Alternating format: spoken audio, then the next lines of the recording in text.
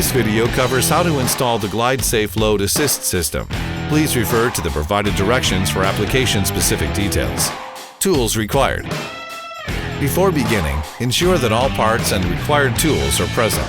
Step 1. Slide the PVC tube over the steel pipe. Step 2. Attach one bracket to one end of the load bar using provided hardware. Step 3. Loosely attach remaining bracket to the other end with the help of a clamp or second person to prevent spinning. Step 4.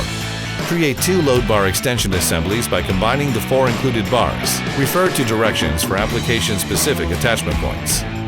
Step 5. Attach both arm extension assemblies to each side of the rack already installed on the van. Some applications require the brackets to face inward, some outward. Refer to directions for specifics. If inward orientation is required, the provided spacers and longer bolts will be needed. Step 6. Loosely attach the load bar to the arm extension assemblies using a bolt, washer, and lock nut on each side. Step 7. Tighten all hardware and apply decals.